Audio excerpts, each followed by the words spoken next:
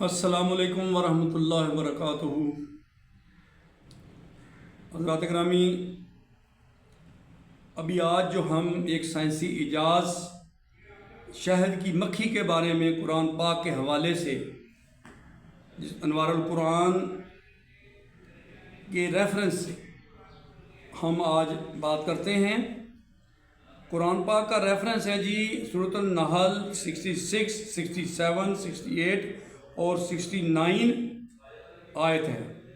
اللہ فرماتا ہے، اور دیکھو تمہارے رب نے شہد کی مکھی پر یہ بات وحی کی، یعنی الہام فرمایا ہے اللہ تعالیٰ کی ذات نے شہد کی مکھی کو ڈائریکٹ کہ پہاڑوں اور درختوں اور بلندی پر چڑھائی ہوئی بیلوں میں سے اچھے چھتے بنائے اور ہر طرح کے پھلوں کا رس چوسے اور اپنے رب کی بتائی ہوئی راہوں پر چلتی رہے۔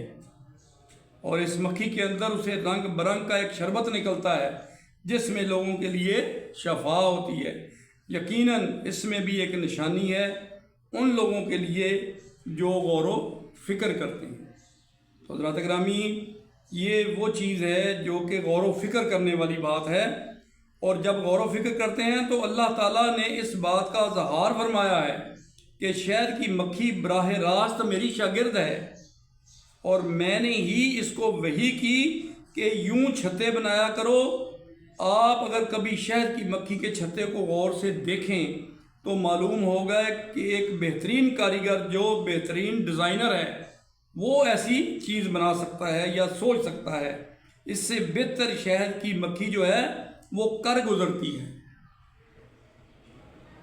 اور صرف شہد کی مکھی ہی نہیں، آپ کسی بھی پرندے کے گھونسلے کو دیکھیں، وہ کس طرح سے تنکوں کے ساتھ اپنا گھونسلہ بناتا ہے اور وہ کس قدر خوبصورت ہوتا ہے۔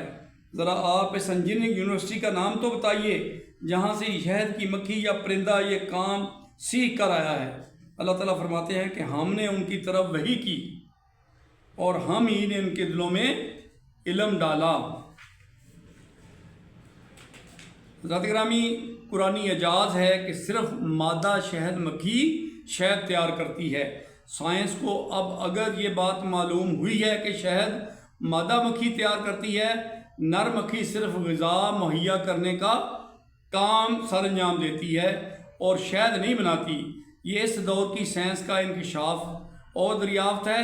اس کے مقابلے میں آپ قرآن مجید کا اسلوب دیکھیں۔ قرآن مجید کا اپنا الگ اور نرالا اسلوب ہے کہ وہ جہاں بھی عام انسانوں حیوانات کا ذکر کرتا ہے، مذکر اور مؤنث دونوں کے لیے مذکر کا صیغہ استعمال کرتا ہے۔ مثلا، اے وہ لوگوں جو ایمان لائے، اب اس میں مرد بھی شامل ہیں اور عورتیں بھی شامل ہیں۔ اے لوگوں، اس میں مرد اور عورتیں دونوں شامل ہیں۔ اور اے آدم کے بیٹوں، اس میں صرف بیٹے شامل ہیں۔ ظاہراً خطاب مذکر سے ہے مگر اس میں مؤنث بھی شامل ہے۔ یہ بات آپ سمجھ چکے ہیں۔ تو یہاں اس قاعدے کی روح سے بھی قرآن مجید میں مذکر کا صیغہ استعمال ہونا چاہیے تھا جو مؤنث کو بھی شامل ہوتا، مگر قرآن مجید نے ایک نہیں بلکہ 3 جگہوں پر صرف مؤنث کا صیغہ استعمال کیا ہے، اور یہ اس بات کو واضح کرنے کے لیے ہے کہ شہد مادہ مکھی تیار کرتی ہے، نر نہیں۔ پہلے فرمایا پہاڑوں کے گھر بنانا، یہ بھی مؤنث کا صیغہ ہے۔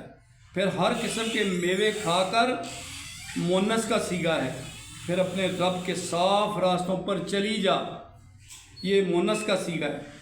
تینوں جگہوں بطور خاص مؤنث کا صیغہ ہے کہ شہد کی تیاری مؤنث کے ذریعہ سے ہوتی ہے، نر کے ذریعے نہیں۔ اور یہ بات آج سے 1500 سال پہلے کسی ڈاکٹر، طبیب، سائنسدان تک کسی کو معلوم نہ تھی جس کا ذکر قرآن مجید میں ہوا۔ قرآن مجید کو اگر ہم شعور کی آنکھوں سے پڑھیں تو ہمیں معلوم ہوگا کہ اس میں اس قسم کے انگنت معجزات موجود ہیں۔ حضرات گرامی، ہمیں قرآن پاک کو بڑے ہی غور و غور سے پڑھنا چاہیے اور ہمیں اس پر عمل کرنے کی اللہ تعالیٰ کی ذات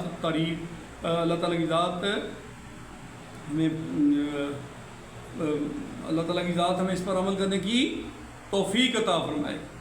تو ہم اللہ سے دعا کرتے ہیں کہ یا اللہ پاک، ہمیں اپنی وہ حکمت عطا فرما جو تو نے قرآن پاک میں چھپا رکھی ہیں، اس پہ ہمیں ظاہر کر دیں۔ رب اشرح لی صدری ویسر لی امری واحلل عقدۃ من لسانی یفقہوا قولی، تو یعنی ہمارے اوپر تمام قسم کی چیزیں عیاں کر دیں۔ تو اس کے ساتھ یہ ہم آپ سے اجازت چاہتے ہیں، انشاءاللہ کل پھر حاضر ہوں گے۔ اللہ حافظ۔